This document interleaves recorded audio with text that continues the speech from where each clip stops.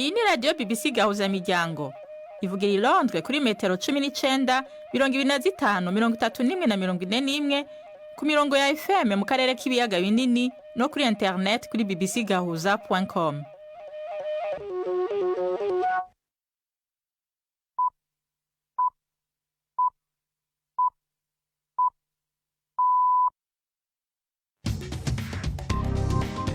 Ubu ni saa 10 n'igice ku isaha mpuzamakungu ya GMT, isaha 12 n'igice mu Rwanda no mu Burundi, muri kumwe na Nina Iradukunda.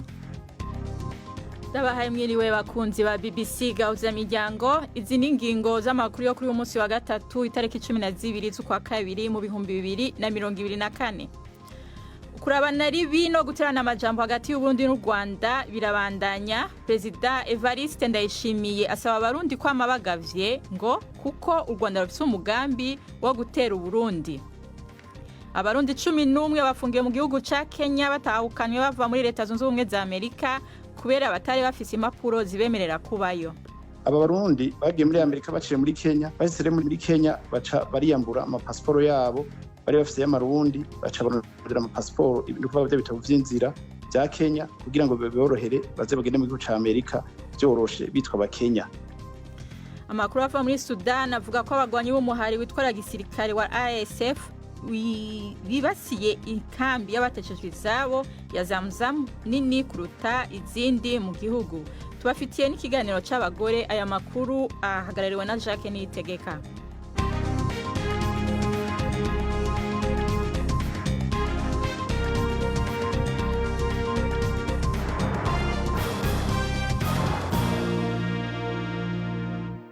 Idoni David vyavye ni mukanya Prime ndi kumagengera mu biro vyacu vya Nairobi aje kudushikiriza yavuga ijyanye no kwisi. Umushikiranganje mushasha wo kwivuna abansi wa Leta Zunze Ubumwe za Amerika Pete Hegseth yavuze ko kwibaza ari ukwibaza bidashoboka kwitega ko Ukraine izosubira kumbibe yari ifise imbere y'ibihumbi 2014 igihe Uburusiya bwatera bukigarurira intara ya Crimea. Yanavuze ko Amerika itabona ukwinjira kwa Ukraine muri OTAN nka kimwe mu vyogira integuro y'umugambi w'amahoro. Hegseth ivyo yabivugiye mu nama y'umugwi wo kwivuna abansi kurikirana ibibazo vya Ukraine i Brussels. We will only end this tuzorangiza iyi ntambara yasasitse inganda hanyuma tugarukane amahoro arama mu gufatira hamwe inguvu za OTAN hamwe no kwihweza ataguca ku ruhande uko ibintu vyifashe ku rugamba. Dushaka co kimwe namwe Ukraine yigenga kandi iteye imbere, ariko dutegerezwa gutangura kwemera ko gusubirana imbibe z'imbere y'ibihumbi 2014 ari ibintu bidashoboka. Kubandanya muri iyo ndoto ntaco bizoshikako uretse kubandanya intambara no gutuma hononekara byinshi gusumba. Uburusiya bukoresha ku gisirikare amafaranga aruta ay'ibihugu vyose vya Buraya bigiye hamwe nkuko vyerekanwa n'icegeranyo c'abahinga casohotse kuri uyu wa gatatu. Ikigo International Institute for Strategic Studies kivuga ko 40% y'amafaranga yose Uburusiya bukoresha ubu agenewe kwivuna abansi. Bimwe mu bigwanisho vyabwo ntibimeze neza nkuko vyahora vyibazwa nkuko ico cegeranyo kivuga, ariko kigabisha ko naho Uburusiya na Ukraine vyompi biriko biratakaza cane abantu n'ibigwanisho, Ukraine ifise amikoro make gusumba kandi benshi mu bagwanyi bayo ubu inguvu n'uburyo biriko birabaherana. Umuntu akomeye mu rwego rw'igendereza rwa Ukraine yafashwe akekwa kuba akorera Uburusiya. Colonel Dimitro Kuzura no mukuru w'ishami ryo kurwanya iterabwoba muri SBU. Ibinyamakuru vyo muri Ukraine vyamwerekanye ariko amapingu igihe yarafashwe n'umukuru w'urwego rwa Ukraine rujejwe igendereza. Itangazo rivuga yuko agashika 14 uwo yikekwa yegeranije agaha makuru Uburusiya.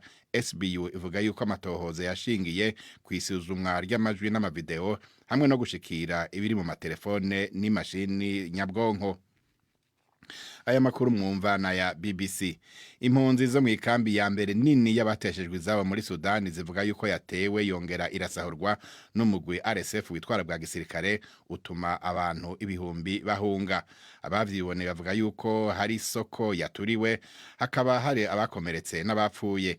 Iyo kambi ya Zamuzamu muri Darfur ya ruguru irimwo abantu ibihumbi 500 bari basanzwe bugarijwe n'inzara. Isanzwe imaze guterwa ibisasu akatari gake bake ariko ubu bubaye ubwa mbere RSF yagirizwa kurungika ingabo zo ku butaka kuva hadutse intambara n'ingabo za leta haraheze hafi imyaka 2. Umuvugizi wa RSF yahakanye ibivugwa. ONU igereranya abantu 1,400 ko bishwe mu myerekano yo mu mwaka uheze yo kwiyamiriza leta muri Bangladesh, ahanini bishwe n'inzego zijejwe umutekano. Abakoze amatohoza batumwe n'urwego rwa ONU rujejwe uburenganzira bwa muntu bagiriza leta yatembagajwe ya Sheikh Hasina guhasha atampuwe iyo myerekano mu buryo bwo kwibaza ko hakozwe ivyaha bikorewe zina muntu. Ni inkuru ya Imogen Fuchs Geneve mumva mwijwi rya Florentine Kwizera. Ico cegeranyo cagiriza leta ya Sheikh Hasina guhasha imyerekano atampuwe mu kurondera kuguma ku butegetsi igihe igihugu cari cahagurutse kuyiyamiriza. Abakoze amatohoza batumwe na ONU barasuzumye ingene abo bari mu myerekano bamwe barashwe ubarasha begereye cane, abandi bakamubwazwa n'ibigirankana, abandi bagafatwa mu buryo buteye kubiri n'amategeko canke bakaborezwa igufa. N'abana ntibasizwe inyuma. Icegeranyo kageranya ko 13% mu 1,400 bishwe bari abana. Republika ya Demokrasi ya Kongo yajanye imbere ya sentare ya Afrika y'agateka kazina muntu ibirego vyayo vyuko u Rwanda rwakoze amabi ku butaka bwa Kongo. Urwo rubanza rujanye n'intambara ibandanye mu buseruko bw'ico gihugu hagati y'ingabo zaco n'umugwi witwaje ibigwanisho wa M23 ushigikiwe n'u Rwanda. Iyo ntahe y'imisi 2 iyarusha muri Tanzania ishimikira kuraba niba iyo sentare ya Afrika y'agateka kazina muntu ifise ububasha bwo kwakira urwo rubanza. U Rwanda ruvuga yuko ubwo bubasha atabwifise.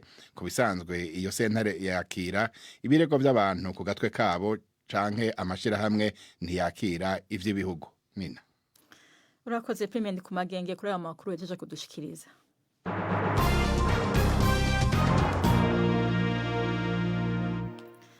Idonido ry'amakuru rero tuyahere mu karere k'ibiyaga binini. Ukurabana ribi no guterana amajambo hagati y'u Rwanda n'u Burundi birabandanya. President Evariste Ndayishimiye asaba abarundi kwama bagavye ngo kubera u Rwanda rusi umugambi wo gutera u Burundi. Ivyo yabivugiye mu ntara ya Kirundo iri mu buraruko bw'igihugu kuri wa kabiri, aho yari yagiye ashiriye imfashanyo bifungurwa ari kumwe n'umutambukanyi wiwe. Ni inkuru ya Siriyake Muhawe nayo ari Nairobi. Imbere y'isinzi ry'abanyagihugu, President Evariste Ndayishimiye yabwiye abanyakirundo ko bafise umubanyi mubi ashaka kuvuga u Rwanda, ko rero bo kwama bagavye. Ntimujya mu kondora zose, mure muritegura ntimugire ubwoba. Bajya turazinanye, aho ndi mu Mugesera murazinanye kuva ku ntwaro ya cami batigeze batunesha. Muri iryo jambo nyene yabashikirije kuri wa kabiri, irabaremesheje ko batazotamba birorera kuko ngo abarundi bose bazoja kubafasha. Twese n'uw'Inyanza rakari ya kurwe rwa Tanzania uraba Kigoma azobaraha. President Ndayishimiye yavuze kandi ko abarundi batazemera kwicwa nk'impene nk'uko biriko birashikira abanyekongo. Ntituzokwemera ko dupfa nk'abanyekongo. Sha abantu bakitwa nk'impene ukunyene, hari abantu b'abagabo bakanura. Bubaye ubugira kabiri President Evariste Ndayishimiye avuga amajambo yo kugabisha u Rwanda inyuma y'ijambo yashikirije abaserukira ibihugu byabo n'amareta mu kubipfuriza umwaka mushasha mu mpera z'ukwezi kwa mbere uyu mwaka.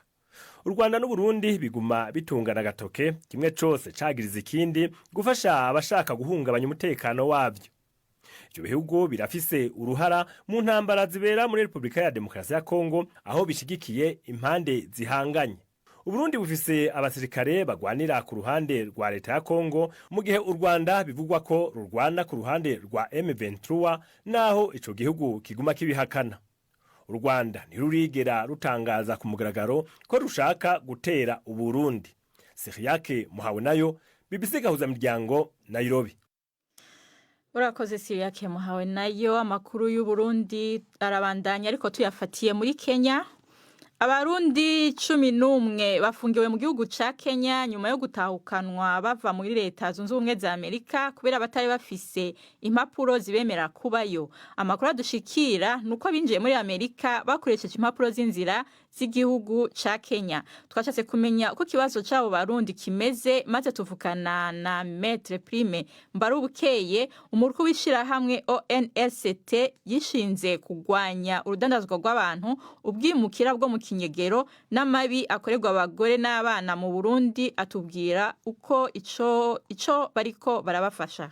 Hari ku igenekerezo rya 24 z'ukwa umwaka uheze 2024 niho leta ya Amerika yafata ingingo y'uko ikora rusasuma isesuye kugira ngo irabe vy'ukuri ko abantu bose baba ku butaka bwa Amerika bakwije ibisabwa. Hama leta ya Amerika icisanga ku gataka kayo hariho nuvuga nti abenegihugu barenga miliyoni n'ibihumbi 445 n'amajana 549 kuko badakwije vyangombwa byo kuhaba. Muri abo miliyoni n'ibihumbi 445 n'amajana 549 basanze harimo abarundi bashika 162 nabone babayeho mu kigo ca Amerika badafise ibisabwa n'amategeko no inkaratasi zibemera kuhaba. Muri abo kandi 162 11 baramaze gushika mu gihugu ca Kenya i Nairobi, ariko bakaba baciye bashika bafatwa bapfungwa kumvo twomba tubashikirize. Aba barundi bagiye muri Amerika baciye muri Kenya, bahise muri Kenya baca bariyambura amapasiporo yabo, bari bafise y'amarundi baca barondera amapasiporo ibintu kuva bya bitabo vy'inzira bya Kenya kugira ngo biborohere baze bagende mu gihugu ca Amerika byoroshe bitwa abakenya. Barashika rero mu gihugu ca Amerika, bashitseyo naho ntivyahereye aho, baca barafata za pasiporo baronkejwe n'igihugu ca Kenya, baca barazijugunya ndazone barazita kugira ngo bikunde biyitwe impunzi kugataka ka Amerika. Ivyo rero vyatumye rero muri ayo matohoza twavuze mu rusasuma Amerika yakoze, basanga abo barundi bashika 462 nabone badakwije ibisabwa muri wa miliyoni urenga twababwiye, ico bituma rero birukanwa butarariye n'igihugu ca Amerika. Muri abo rero 11 baramaze gushika muri Amerika, ariko uwonye tuvugana bakaba by'ukuri bari imbere y'ubucamanza y'ubutungane bwa Kenya kugira ngo baze babasambishe babaze igituma bakoze ayo manyanga ameze uko kose, bakita abakenya kandi ari abarundi, kandi bakagenda no mu gihugu ca leta z'ubumwe za Amerika biyita abakenya kandi ataribo. Novuga nti ubwo butungane atagihindutse buzobarengutsa imbere y'umucamanza ku wa kabiri w'indwiza itariki 18 z'ukwa kabiri muri umwaka turimo 2025. Ayo makuru rero gushika no munsi turayafise kandi turayahamya, kandi bazorenguka muri sentare yitwa Immigration Court iri ku kibuga c'indege ca Nairobi, niho iyo sentare ikorera. None ubu bafungiwe hehe? Bafungiye mu busho butandukanye bw'igihugu ca Kenya. Ubufasha mubaha bumeze gute? Ku itariki 8 z'ukwezi kwa kabiri nyene twarasohoye itangazo nk'ishirahamwe ONLCT we ton frère, tumaze kumenya ayo makuru twaciye dukora amatohoza yimbitse kugira tumenye ukuri kujanye n'iyo dossier. Dusanga ivyo twatohoje tufata ingingo yo kubimenyesha Barundi n'amakungu kugira ngo ikibazo cababaye kukimenyekane, cyane cyane leta y'u Burundi kimenye, cyane cyane donc abantu bose bakijejwe bashobora kugira ico gikoze kugira bafashwe, natwe turimwo tugira ico by'ukuri tuje hamwe tugira ico tubafashije kugira ngo agateka kabo kagume kubahirijwe, kuko naho arabimukira bo mu kinyegero ntibisigura yuko baca bafatwa nabi, kuko umva umuntu wari wese yaremwe mu gacusho k'Imana, cyo gituma ategerezwa gufatwa neza hari hose naho abayagirizwa ibica nk'ibiriye. Muravuze leta y'u Burundi, mbega hari ico bari kwirabafasha ko naho bafungiwe muri Kenya ari abarundi? Nk'ishirahamwe ONLCT we ton frère turashimira cyane leta y'u Burundi kukwera iriko irakora vy'ukuri, kuko tubirabira niyo hageze ama situation nkayo ibibazo nk'ivyo, iyo babimenye baca by'ukuri bakora ibishoboka byose kugira ngo batabara abarundi aho baba bagorewe. Nk'ubu deja murumva tumaze kubwira yuko ubuserukizi bw'u Burundi mu gihugu ca Kenya bwamaze gufata iya mbere kugira ngo nabo bashobore gukurikirana neza abarundi, cyane cyane kuko bafungiwe canke ikibazo cyose bogira n'ubu. Uwo yari Prime Mbarubukeye yarongoye ishirahamwe ONLCT. Ubu ni 10:43 muri studio za BBC i London, ni 12:43 nyene mu Rwanda no mu Burundi. Aya makuru murayumva no kuri radio Humuriza FM mu Burundi, kuri Kisoro FM mu manuko bwa Uganda, ku rubuga rwacu rwa internet ayego bbcgahuza.com no kuri Facebook live. Amakuru yacu arabandanya inyuma y'akaruhuko gato.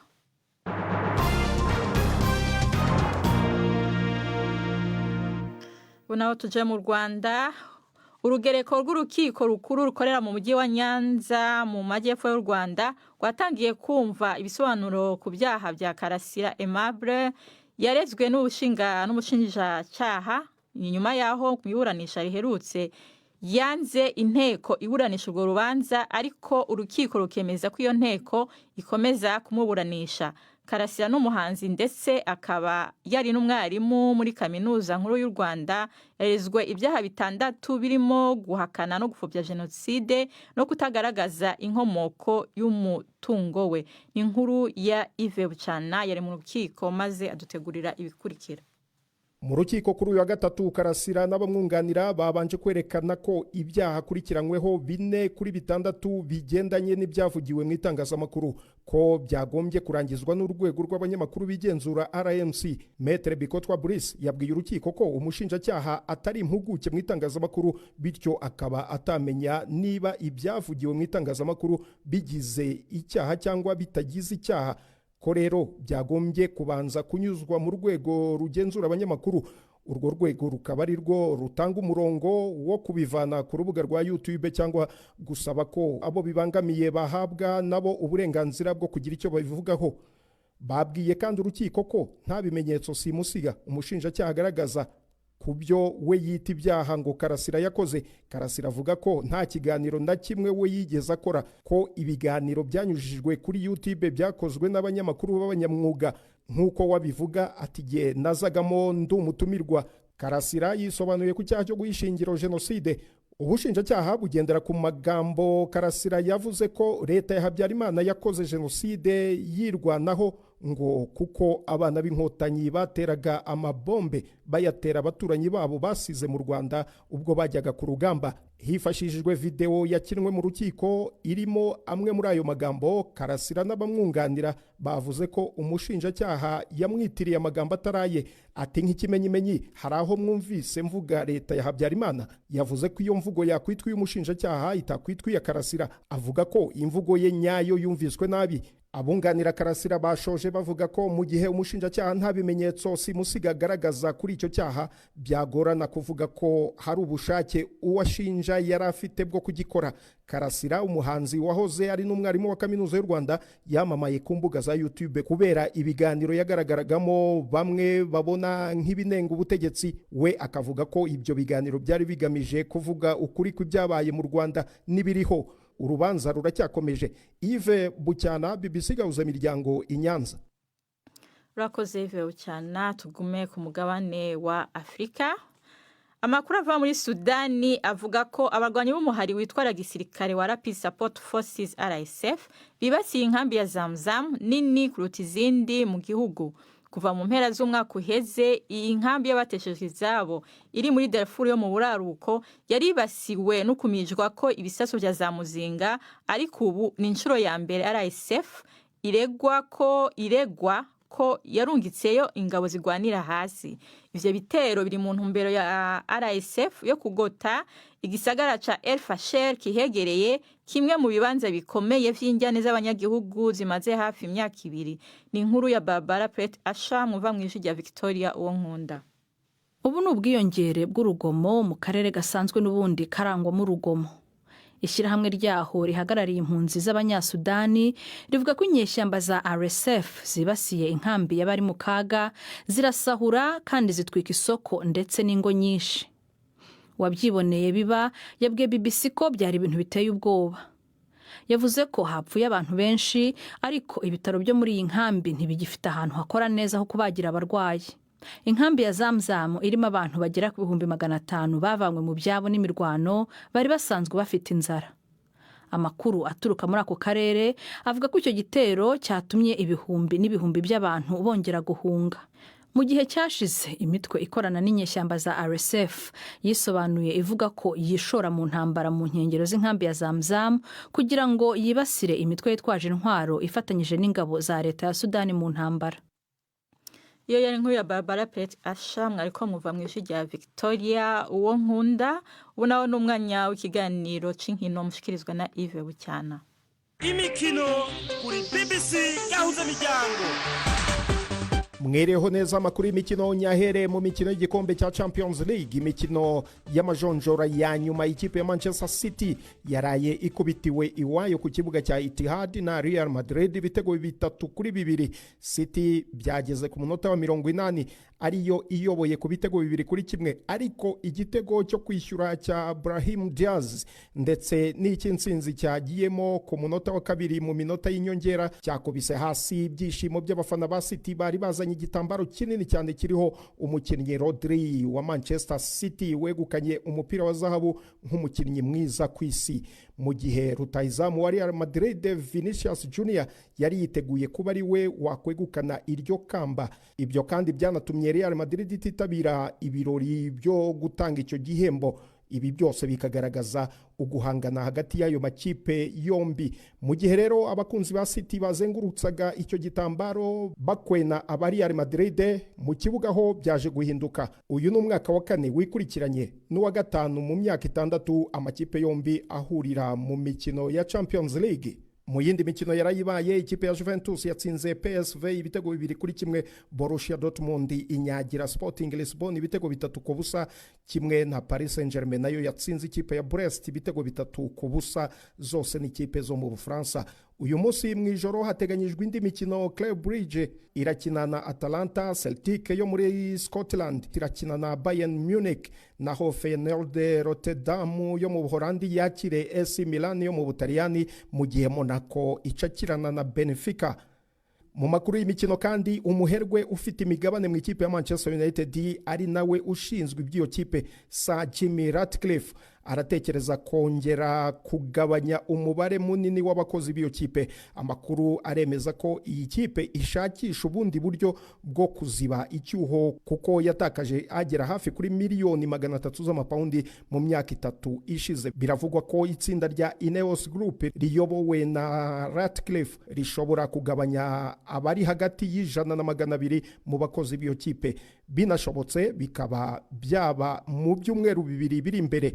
Ineos yamaze kugabanya abakozi bagera kuri 250 kuvanaho Sir Alex Ferguson nka ambasaderi w'ikipe ubihemberwa no guhagarika politike y'ingendo z'abakozi bishyurirwaga kujya kureba imikino ya nyuma y'ibikombe. Mu Bwongereza kandi muri iri joro Liverpool irasura Everton umukino w'ikirarane wa shampiyona. Ayo niyo y'imikino nabahitiyemo uyu munsi. Gendi Yves Bucyana.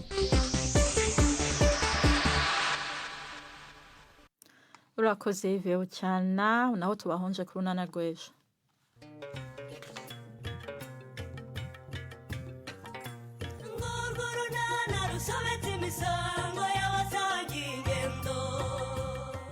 Mu kiganiro runana cyo kuri wa 4 twabateguriye nukuri rwose wisize uragenda usa neza maze urangije wambara neza koko. Murakoze cyane Sori. Nikoze umwambariye hakiri kare ariko inde nambariye se Sori? Ntumbwire ko atari we wambariye se kandi umunsi wabihebeye bagenzi babo bareje. Ntabwo numva rwose icyo ushaka kuvuga. Sobanura neza se Sori. Ni 12:45 kuri BBC.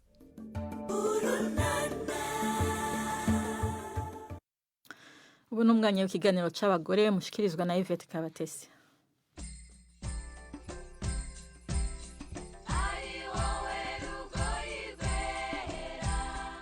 Mwiriho neza. Nishimwe Inasienne ni umugore ukora ibikoresho bitandukanye byifashishwa ku bana b'impinja, harimo n'ibipupe bakunze kwita ibinunusi. Nishimwe avuga ko yabonaga bikenewe cyane ku isoko ry'u Rwanda, yiga uko yakorera ibi bikoresho mu gihugu ubusanzwe byaturukaga hanze. Twamusanze aho akorera yise Elysian Teddy Bear Limited.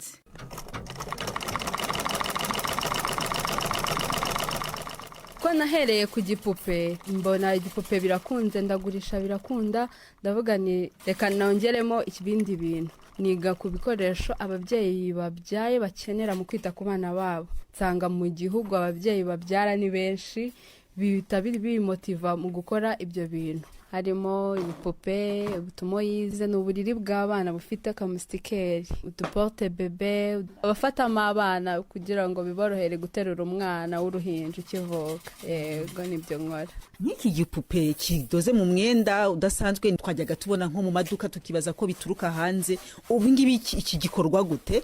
Nk'uko ubibona inyuma ni umwenda, mo imbere harimo ipamba. Nk'irihe? Ipamba ni iringiri risanzwe. Yego risanzwe. Tuyashyira ku bitambaro byacu tukabikata tugashyira ku mashini tukadoda, kikaba umwenda w'igipupe ukaza kuzuzwa neza n'ipamba dushyizemo bikaza kubyara igipupe nk'iki ngiki, tugashyiraho n'amaso igipupe cyacu kikabona. Navuga ngo aya masaro niyo maso? Yego, twebwe turacyakoresha amasaro. Nko mu Bushinwa bo bafite uburyo bateye imbere bakoramo amaso, ariko mu gihe tuzaba natwe twabashije kubona ayo maso natwe tuzayakoresha. Ubu rero watangiye ryari, umaze igihe kingana gute ubikora? Natangiye 2020, imyaka 5 igiye kuzura. Ku kwezi ugurisha nk'ibingana gute umubare ugereranije?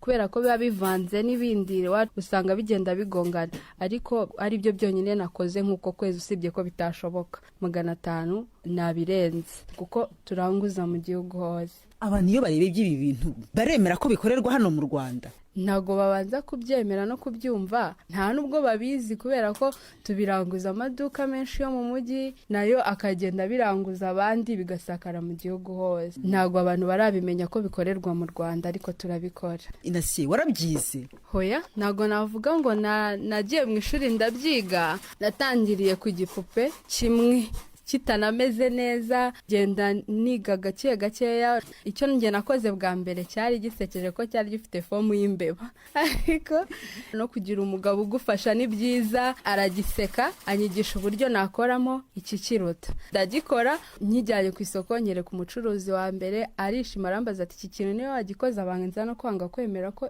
ari nge nagikoze. Finally arabyemera, atambwira ati noneho rero genda unkorere ibindi nka 50.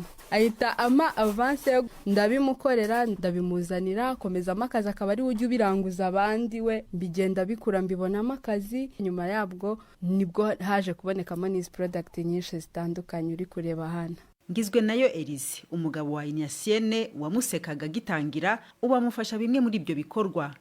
Ubusanzwe mu kazi ka buri munsi hari imirimo umuntu abashoboye n'iyaba adashoboye. Yewe rero mpari mu rwego rwo kubushyigikira umufasha wanjye mu mirimo imugoye mu kazi ke ka buri munsi. Ko icyo gihe umuseka yakoze igipupe gipfuye, watekerezaga ko yaba ageze kuri uru rwego? Oya, ntago nigeze mbitekereza, kuko urumva yanyeretse ishusho y'icyo ashaka n'icyo yakoze. Mbona birasekeje ku rwego rwo hejuru, ariko nyuma yo kumuseka ndamubwira nti okay, reka dufatanye, nimba wumva ubikunze turebe ukuntu wakora ikintu kizima. Turabikora nk'uko yabikunyuriyemo, arabigurisha biragenda, ariko ntabwo nigeze na expectinga ko ashobora kugira isoko rigari gutya. Nanjye aho bigeze bisigaye bintungura. Muri make ntabwo wamuciye intege? Oya, ntabwo namuciye intege, byari ibintu akunda deja, naramushyigikiye aho bishoboka nkamufasha, rimwe na rimwe nkajya no kumufasha gushaka amasoko. Inyasiene Nishimwe avuga ko yavuye kure muri uyu murimo, gusa akemeza ko ataragera aho yifuza.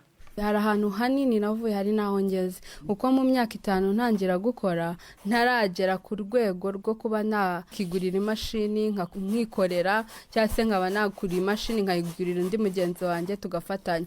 Natangiriye ku gipupe kimwe, ngikoresha urushinge n'urudodo, bigenda bizamuka, nkoresha umutayeri nkamwishyura afite imashini ye, bigera ku rwego mbasha kugura imashini zanjye. Ndangije rero nibwo nanjye n'izi mashini ntangira kujya noneho mbyidodera, mfatanyije n'abandi bamama dukorana. Mu busanzwe rero ubona n'amasoko cyangwa? Ubusanzwe amasoko araboneka, ahubwo bitewe na level ndiho nyine yuko ubushobozi butaraba ubuhagije bwo kuba nabasha guhaza amasoko mfite. Urugero, hari ibikoresho bimwe na bimwe nyenera simbibone mu Rwanda mu gihugu, bikaba bisaba ko nabitumiza hanze y'igihugu, ariko mfite icyizere ko hamwe no gukora cyane tuzagera igihe tukabigeraho maze tugatanga umusaruro uhagije ku isoko. Inyasiene Nishimwe ukora ibikoresho bitandukanye bikoreshwa ku bana b'impinja, cyane cyane ibipupe by'umwenda bita ibinunusi. Ni hano rero dusoreje, muramuke neza. urakoze Yvette Kabatesi na Inyasiyene mwariko muraganira. Imbere yo kubasezera ndabibutse ko ukurabana ribi no guterana amajambo hagati y'u Burundi n'u Rwanda birabandanya. Perezida Evariste Ndayishimiye asaba abarundi kwama bagavye ngo kuko u Rwanda rufise umugambi wo gutera u Burundi. Abarundi 11 bafungiwe mu gihugu ca Kenya batahukanywe bava muri leta zunze ubumwe za Amerika kubera batari bafise impapuro zibemerera kubayo.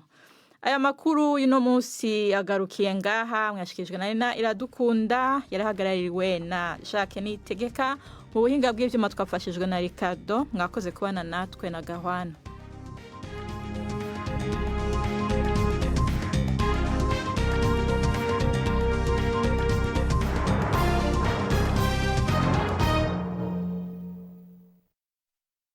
Thank you.